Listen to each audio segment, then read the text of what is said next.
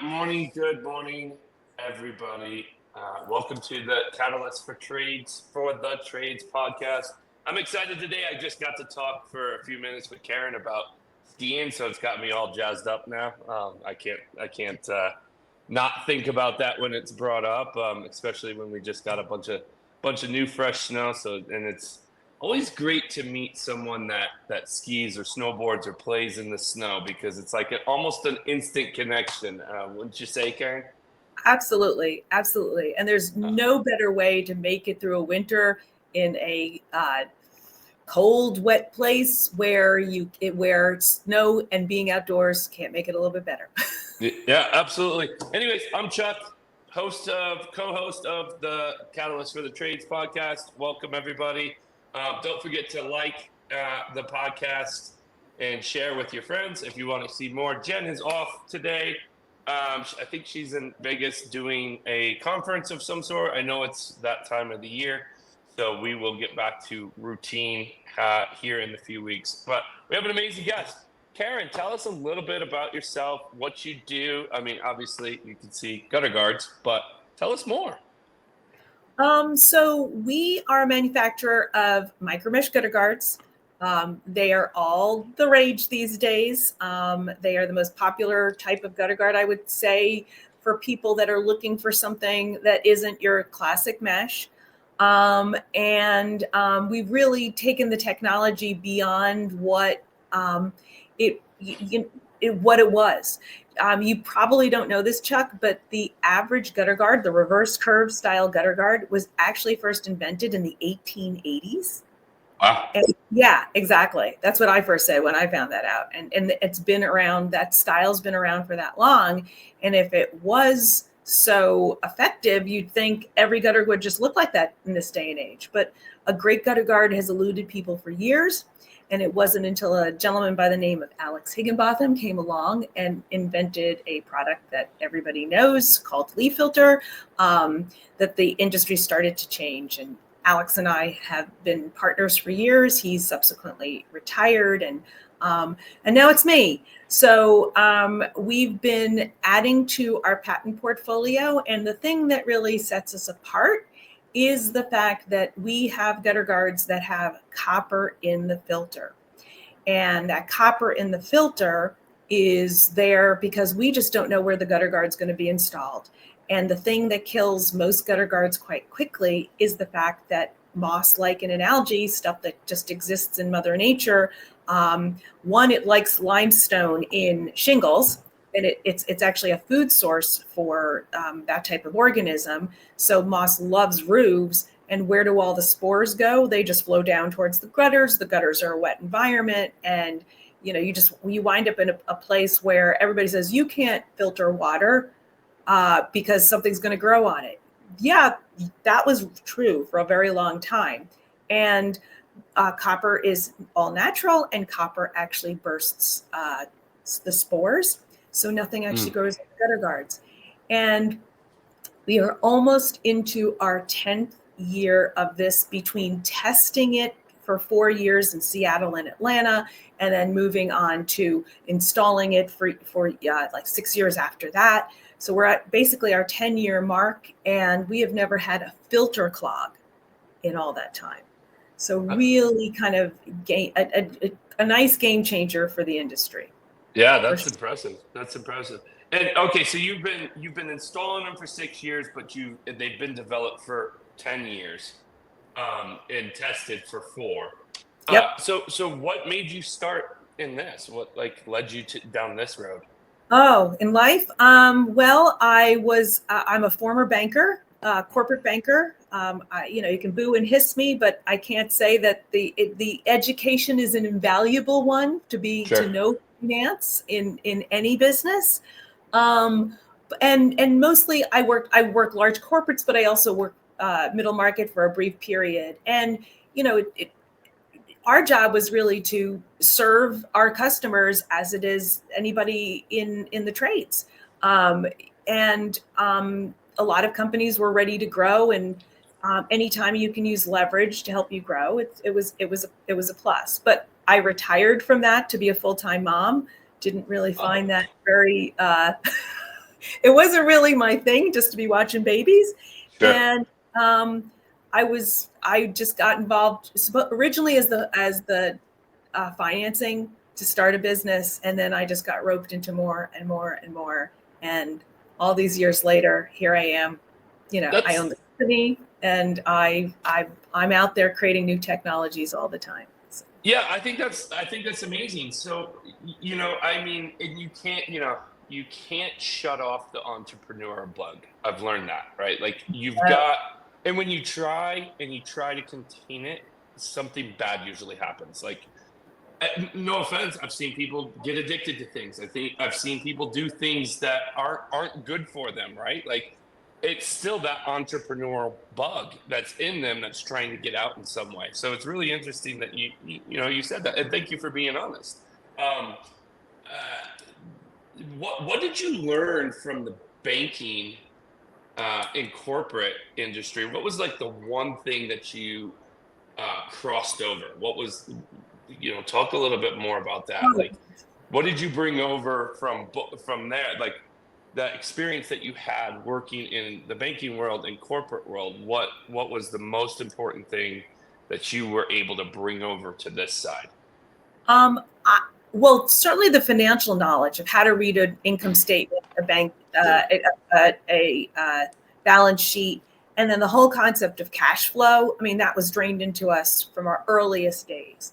But I think there was an element of corporate, like, we do things right. We are very good at what we do. You are expected to live up to the bar, which is, way over your head, and just better, make yourself better all the time, and just a high standard. I'll tell you a funny story that really wasn't actually from my banking days, but when I was in college, I had an internship at IBM, and I went in and I had to do these jobs, and IBM was so structured. They had a system for everything.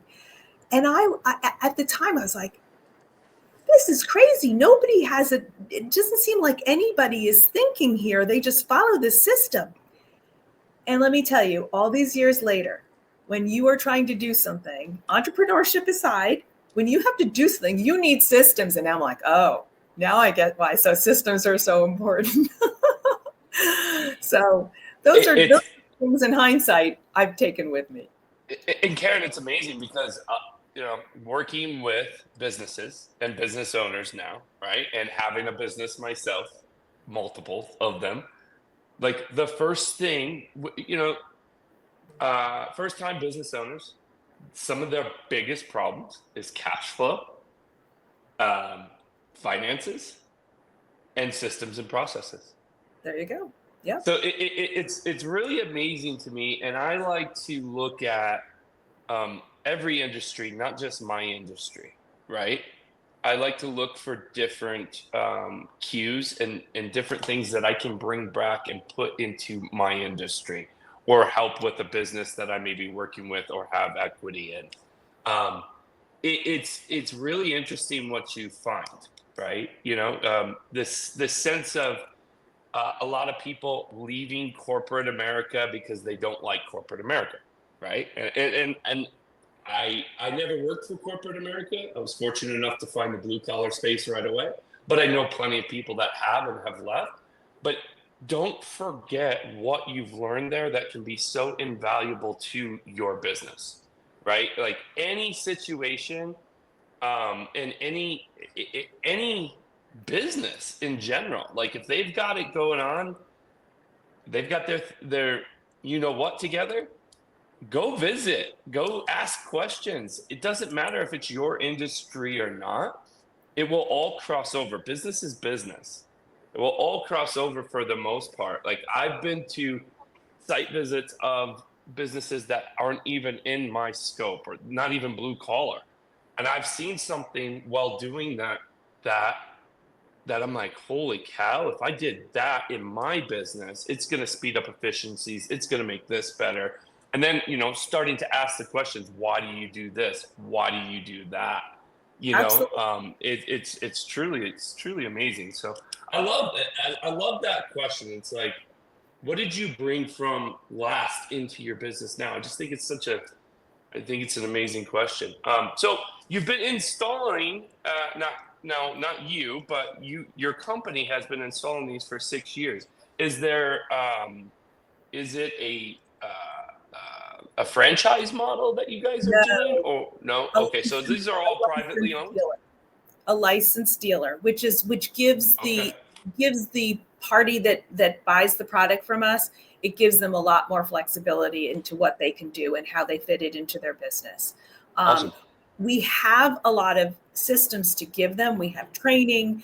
Let's say it's a roofer that's never installed gutter guards or something like that.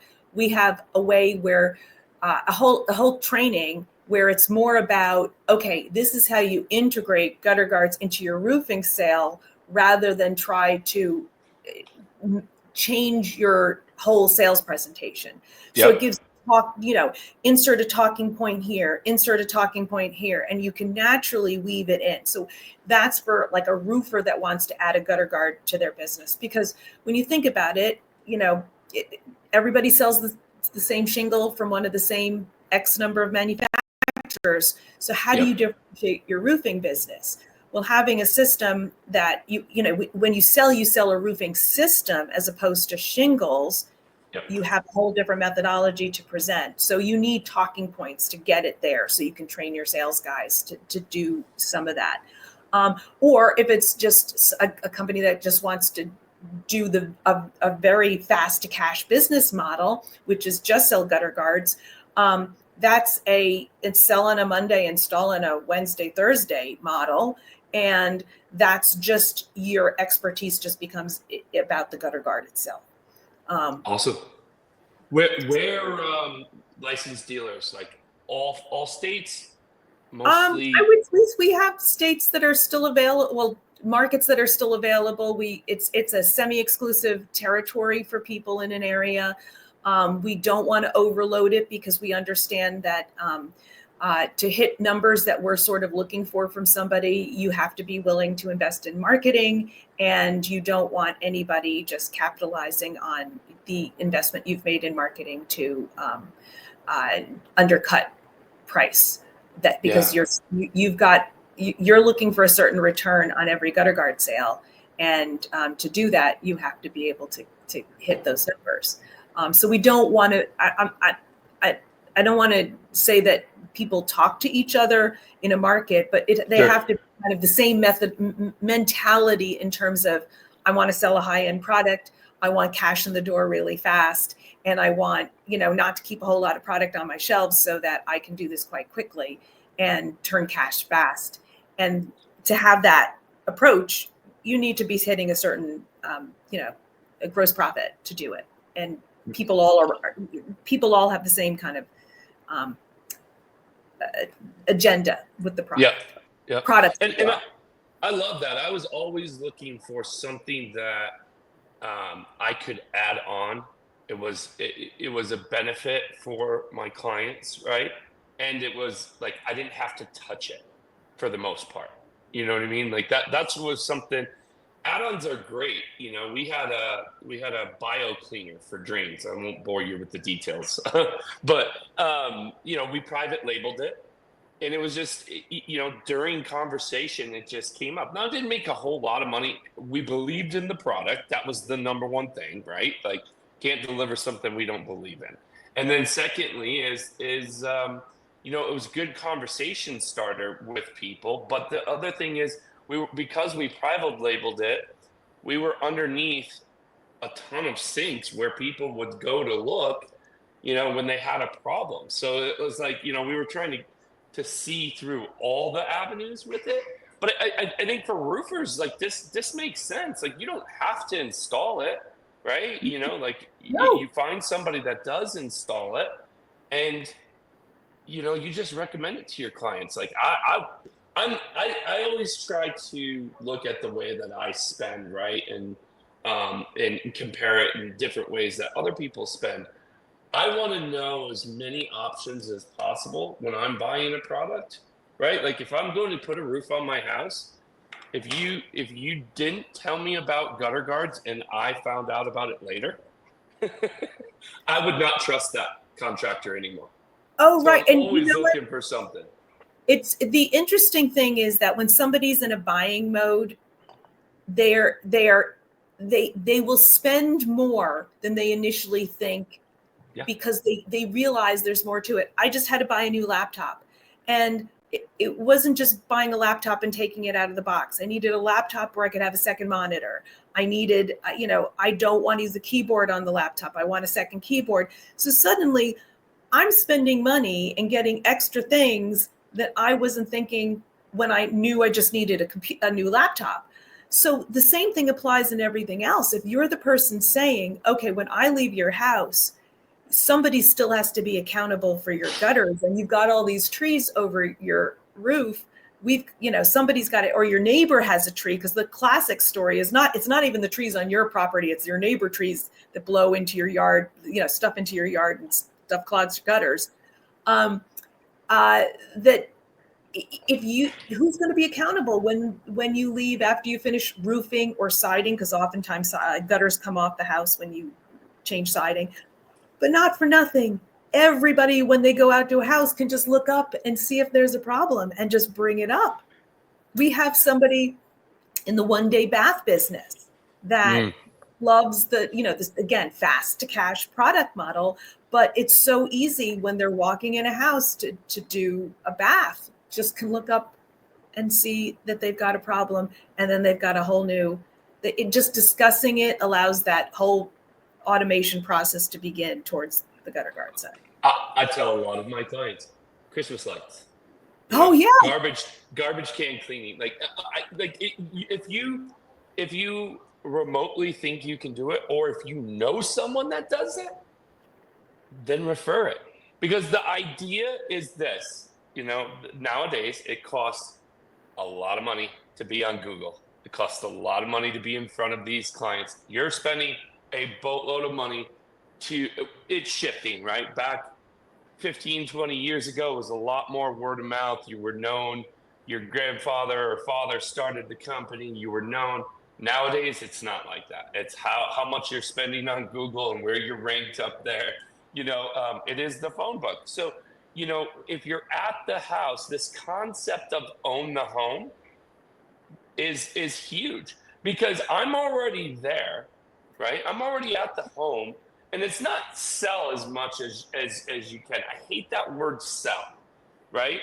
It's ask the right questions, and allow people the chance to have the full experience and know everything that's available to them. That's what I love to do, right? I'm one of those buyers. You come and tell me that the garage door's got cameras and Bluetooth and it's extra quiet, and we'll throw in service every year. You won't have to call me. All the bells and whistles, give it to me. But if a contractor comes and prejudges me, right? Because I'm always looking for that too. Prejudges me and doesn't offer me anything. Just says, oh yeah, the basic model is going to be this. I'm like, man, you just blew it big time. But this concept of owning the home is so, think about it, right? You're there, you've built the rapport, you've built the trust with Mrs. Jones. Why not say, hey, we're in partnership with someone that does roofs or gutter guards or this and that. I noticed while I was walking in, you had some leakage coming from here. That could be because your gutters are clogged. Here's a number, right? I was always looking for something that we could add on like that, but not for nothing. You can seriously make some cash flow with this. For sure. And I feel that you're not selling, but you're really offering everything that's available to the client. I had clients, we did drain cleaning, plumbing, HVAC, boilers, fireplace, snow melt driveways. So we did a good amount of things, right? And I was always looking, okay, what's next? And we added fireplaces. We bought a fireplace company and added it to the business because it fits so well. And so many people were asking us, right? Like, if you're thinking about adding something, a business to your company, find someone you can sub it out to until you're doing, let's say $1 million, $1.5 million, and then bring it in house. Beta test it with your clients with someone else's business. And then bring it into your house or bring it in house. But it's, I really feel entrepreneurs right now in the blue collar space should be really thinking about, once I'm in the home, I want to be able to offer as much as I possibly can, because the clients don't want to call 7 people either. No. They want to call one person, get it done. I had so many people ask me for electrical, and we were this close to adding electrical. Everybody's like, why didn't you? And I'm like, because electrical doesn't break as often as other things do. So that's why it was the last one. But we had so many people, and we had, great electricians that we could refer to. But the people would ask us for roofing, power washing, landscaping. I mean, people asked us all the time. So, I created what was a vendors list. It was a preferred vendors list, and we held our vendors to a standard because we didn't want just anyone into our clients' homes. And we were known to most. I still get calls today, a year and a half later. Hey, who do you know that does this? Who do you know that does that? And you're the controlled Rolodex. Yeah, every contractor that's out there, the famous line that they hear all the time is, "Well, you're here. Can you just?" Yes. And so why not have these different things? Like, I think Karen, thank you so much for bringing that up, because I think our listeners will just absolutely eat that up. A one-day bath guy is selling gutter guards. That's amazing. That's amazing. Also, training. We have also the training to train your technicians. So let's say you don't sell it when you first get out with the roof, with the siding, whatever you're doing. We have training that helps the technicians learn how to sell, but soft sell, because they're now there to do the job. They just keep a little of this stuff on their trucks. And so when they're out there and they discover the problem is bigger, because how often does that happen, right? The problem is always bigger than you think. Suddenly you have the solution right there. They show the homeowner there and go, oh, I didn't realize it was that bad. And your technicians can suddenly add to a job. Yeah. Yeah, I love it. Switching gears a little bit, how many employees do you have, Karen? Close to 20. I love it. I love it. Not super big, because I don't need to be big. I just need to be efficient. With me, it's the manufacturing side. So it's the, we make the product in New Jersey. We ship it across the country, and then it's the support staff that helps all the dealers, increase the number of dealers, but also support the local dealers. Do you do a lot of trade shows? Yes, we do. Well, awesome. Trade shows / conferences. We're finding that the type of person that wants to learn is more open to looking at new things, right? And so a conference is they're investing in themselves to get to a conference, and trade shows are kind of more like, there's an element of that to that, but they're so big that it's less intimate, and there's almost too much there that it's really hard to like break through when you're in a the Las Vegas Convention Center, for example, right? Love it. What has been the biggest piece of technology over the last, let's say, 2 to 3 years that you guys have implemented in your business that has made a big difference? AI and automations. It started out with automations because automations originally didn't need AI. You just kind of, you put together all your stuff. There's so many things that can link stuff together. And now that you can do it with AI, holy cow. Yeah. Yeah.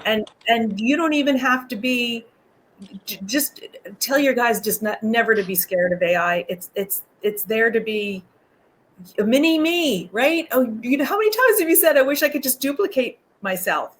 And you could train it to be that other part of you. It's just really great. Yeah, it's a tool. That's what I say to everybody. It will not put any of us out of business. No way. But it can just make us all more efficient.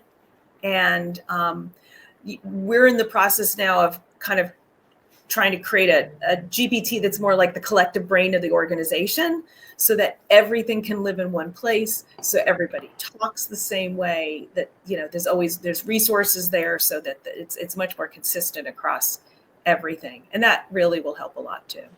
Our goal, I feel that the people that are going to embrace it are going to excel. The people that aren't going to embrace it, they're going to be the ones that are still on paper invoices in a digital world. And it's coming faster than I could even imagine. Like, I haven't, been in my own business for a year and a half, and the technology is just, it's crazy how fast it's changed. And I look back at that, it's like, how long did it take for people to adapt from paper to digital? And it took a long time, right? And there's still people that do paper invoices. I don't think that this wave is going to be that long. I think it's here to stay, and people are just going to, they have to adapt to it. So the faster that you adapt to it, the better off you are. right.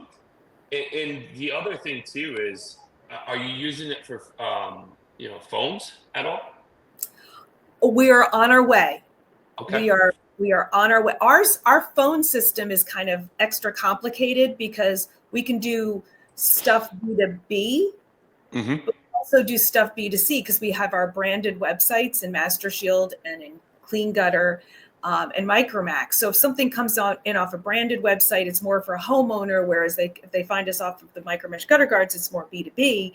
So having a phone system that is smart enough to do all the things we need for everyone and talk to everybody it's a little bit more complicated than just fitting into a nice little box where it's very typical.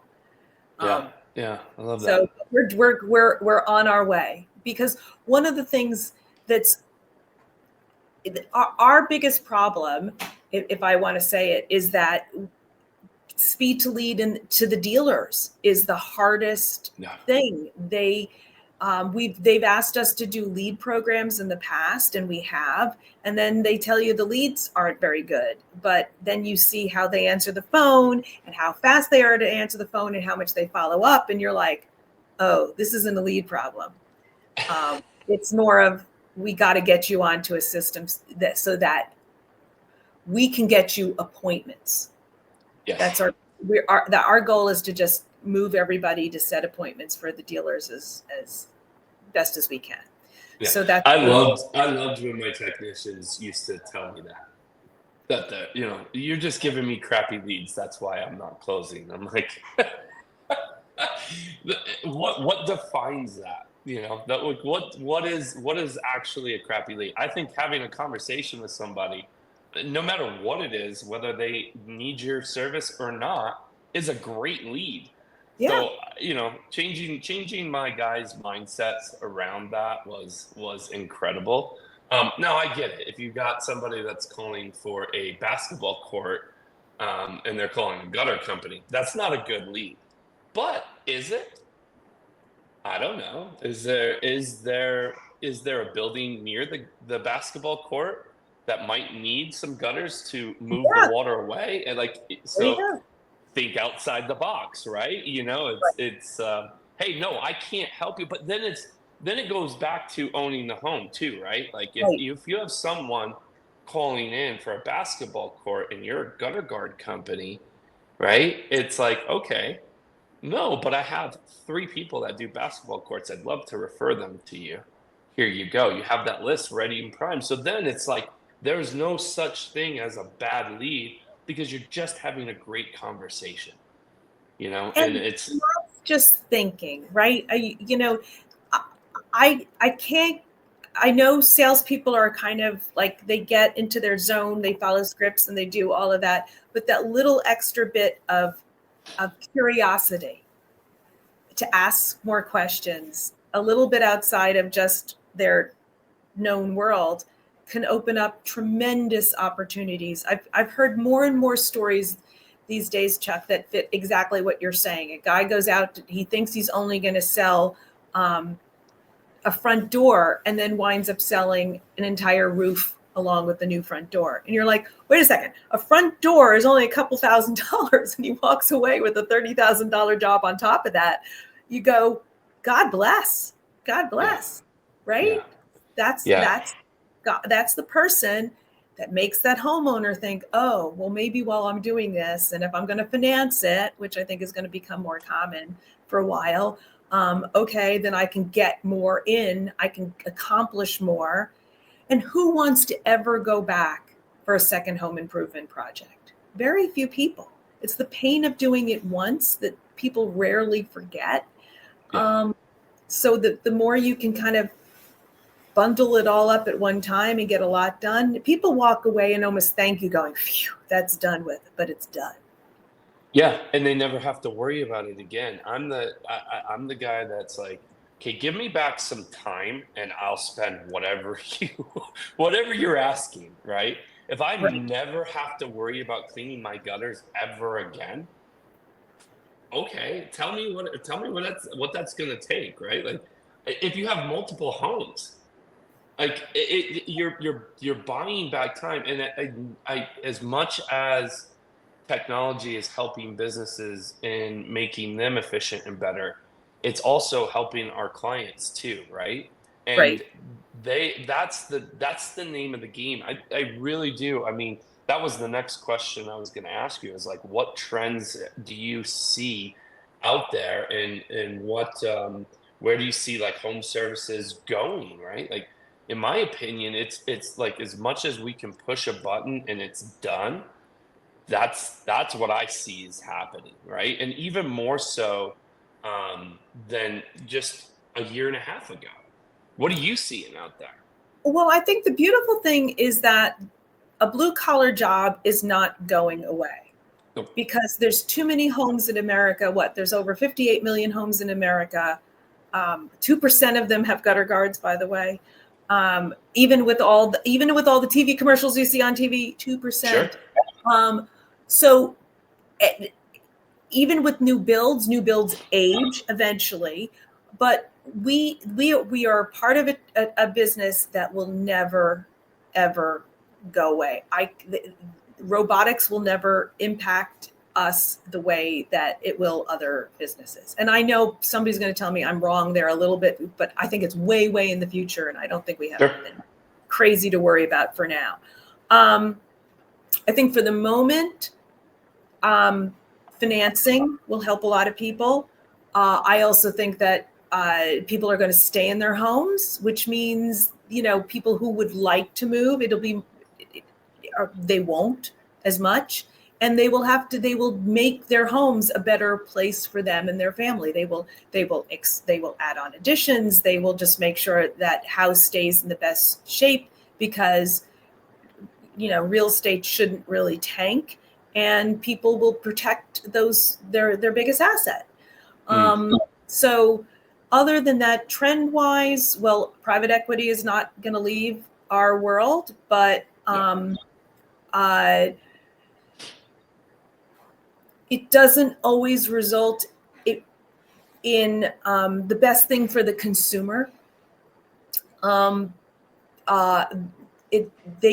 Private equity companies haven't figured out how to fully leverage the level of service and the quality of service that a good home-based business, whatever, a good local business gives the consumer. You can grow, but you don't have to do it without integrity and just always putting the customer first, right? They're very numbers driven. Mm-hmm. They're not really boots on the ground, shaking hands and kissing babies. That's That the is way I look at it, so you true. know, and that's why I think they're really drawn to the mom and pops is because we've done that for them. Now they just take what we've built and run with it to a sense. You know, it takes a lot to become, you know, that authority in the communities, right? It takes a lot of years, you know, and I've seen guys do it in 4 and 5 years. You know, for me it took 12 years. You know, but it does. They don't want to. They don't want to focus their attention on that, right? It's not that they can't do it. It's just not. That's not what their attention's on. Their attention's on the numbers, Right. which is where a lot of blue collar guys lack is the numbers, you know. So it's kind of a catch-22 there. So I definitely agree with you. I love what you said about homeowners staying in the home. I think we're in a period, and I don't know how long that bubble is going to be, but I do feel that we're in a period where people aren't going to move as much. I think there was a graph I was looking at the other day, and it's something like 40 something percent, maybe 45% of the 52 million homes in America, 45% are owned outright. That's a crazy number. So almost half of the homes in America are owned outright, and people just aren't really moving like they were 2 3 years ago, you know. And we don't know how long that's gonna last, but I would anticipate that it stays for some time, especially with the mortgage rates. If they've got a 2%, 3% mortgage Exactly. rate and or nothing, right? There people are looking at things differently. So I do believe, and I've taken a lot of polls, Karen, of like, you know, my clients as well as you know, just on Facebook in general, and like what are people seeing out there, and people doing around their homes, and like hence the reason why I asked you if you do a lot of trade shows is because if you look at home shows nowadays, it's very popular, Mm. right? Like these local home shows that um, you know, towns and cities are throwing. Go to one of them. If you're a contractor and you're not hosting at one of these or have a booth at them, go to it and just experience it, because they are packed, jam packed with people. And people are there to get the ideas and do things around their home. That wasn't happening as much 4 or 5 years ago. It was happening, but not as significant as it is today. So it tells I you think it has that a consumer trend, shift. right? I think home shows have a people, it goes through cycles.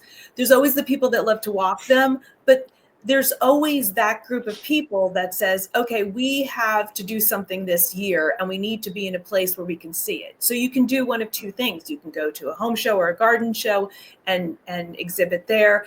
But I got to tell you, for ROI, sometimes it's the other things. It's the Daffodil Festival. It's the Peach Festival. It's the, you know, dog walking festivals. I tend to stay away from alcohol events because Sure. just it changes the dynamic of the it's just a different dynamic. Sure. People are there for a different reason. But those sometimes these street fairs and things, they're companies, because having, you know, I had a business that was on the business to consumer side. And in New Jersey, there was a company called like streetfestival.com or something like that. They ran street festivals all across the state, up into New York. And like one-stop shop, and you could hit all the street festivals. And those were great for us. So Yeah. go think outside the box any way you can. Yeah. And that's, again, another form of marketing that's not Google, Right. right? I was a big fan of those. We did a lot of local festivals. Strut Your Mutt was one of them. We were a big sponsor. We had bandanas that had our logo that we gave out to everybody. And you should have seen the pictures of the dogs that we had that were wearing these bandanas that had our logo on it, and frisbees that had our logo on it. It was a lot of fun, because I'm a big dog guy too, right? Like loved being a part of that event. I never thought that it would be successful having a plumber at a community dog event. Never in my right mind did I think that, right? And then we did it for a few years, and the amount, we tracked it, right? We had a tracking number on it. And the amount of people that remembered us from that event, it wasn't that they needed plumbing right then and there.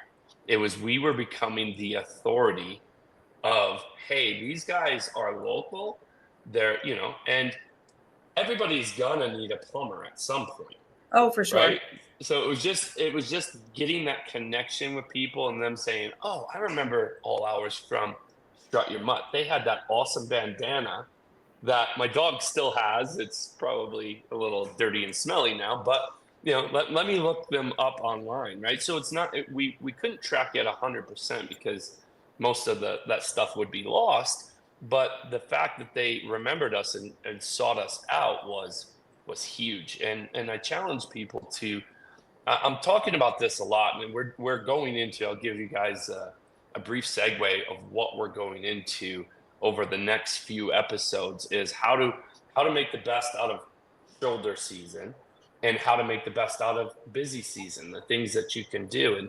And this is one of them, right? And I feel too many contractors, they wait too long to take action on these things, and then they stop doing it when they get busy. The Strut Your Mutt event was in the middle of summer, and it wasn't it was something that we did. We were busier than ever. It was 90 degrees out, 100 degrees out. We didn't stop doing it because the phone was ringing. We continued to do it because we wanted to still be in front of people, because we knew that that's what we had to do to stop the shoulder season, stop us from being slow during those times that it was 70 degrees out. I think a lot of contractors get that wrong. They stop marketing when it's busy. No, you can't do that, right? Like, that's like the worst time. Don't take your foot off the gas and coast. Push the gas down and go faster at it. And I would rather have too many phone calls that I can't get to than no phone calls at all. So that's, I wanted to bring that up and let everybody know that's what we're going into. Go ahead. Which is, and it doesn't cost them anything other than time, which is your sales guys, they finish up an appointment, but they could be on local Facebook communities where they live.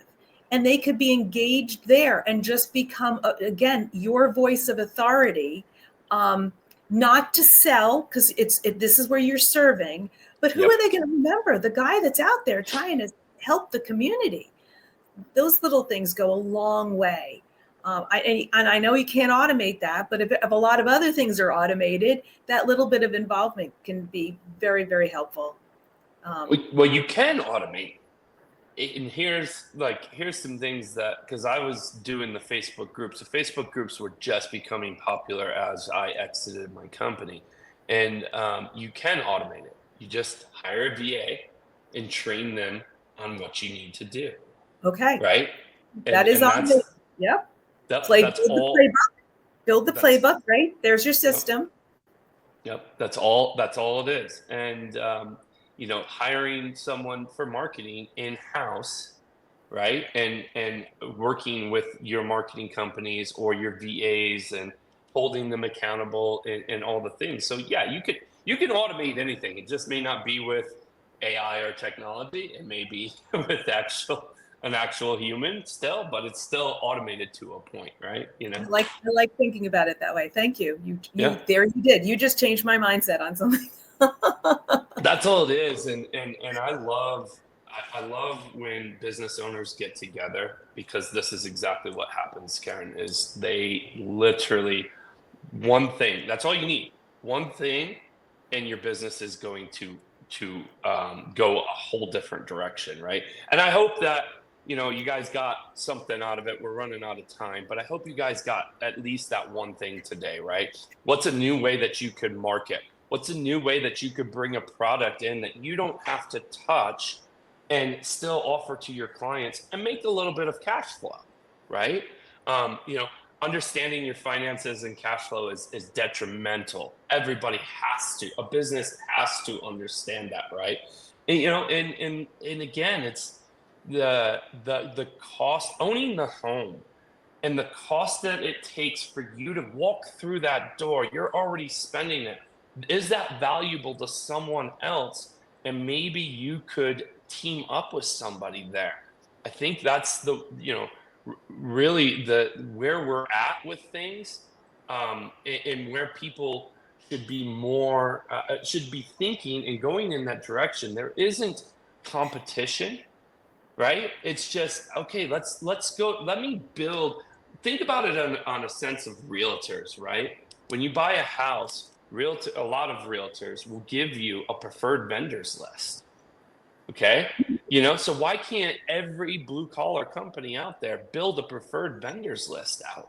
And as you're walking out the door, you've had a great conversation. Look, there's no better marketing than word of mouth, right? It just will, nothing can compete with it. If you can duplicate that, well, you're there, and your sales guys should be looking for these situations too, because if that client experience is better than anyone else, they're not going to call anyone else when they have a problem. They're going to call you first and say, hey, do you offer this? If not, do you know somebody? Or, Right. Then can I start my search somewhere else? So, And then can I go ahead.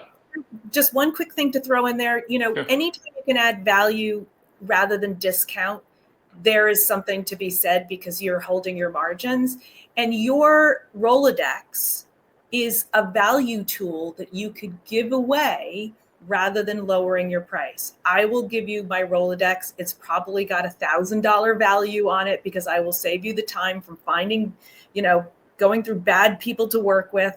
And I'm just going to throw that in as part of what I give you on when you work with us. You know what is crazy? And I just thought of it. And I was always looking for these little things, right? Because, you look in the HVAC industry and you look at the market, and everybody during the slower times is doing the free furnace if you buy an AC. Okay, that's great. But a lot of people do that. And a lot of people have become hip to it. It's like, oh, they just want to get in the door and sell me something. What if you threw out, we'll give you free gutter guards if you purchase a furnace and AC? Holy cow. Think about that, right? Like, now I'm solving two problems. And then it's like, I don't know, anybody in their later years, if you're going out and installing a furnace and AC and say, hey, we have this promotion going on right now that will install gutter guards for you, just to make your life easier. Holy cow. Like, that's a great concept, right? Like, okay, Yeah. HVAC people out there, if you put this out there, send me a copy of the promotion. I would love to see it, because I think that's a really good one. Or what else can you do to simplify the things around their home that's not going to cost you that much to throw on, right? If you're giving away a furnace, that's a cost. You'll probably give away gutter guards for less than giving away a furnace, So think a little bit outside the box with that stuff too. Karen, it was great to meet you. Why don't you tell everybody how to get in touch with you, if they need to, or what some trade shows or some things that you would want people to, come and see you guys at? Big ones that we do are Accelerate. We do Roof Process. We do IRE, which is the International Roofing Expo. The list goes on and on. The best way to reach us, because we're kind of coming to the end of event season for us, is right at that website, micromeshgutterguards.com. It'll show you the different products we sell, and it will be a great way just to fill out a form if you'd like to apply to be a dealer.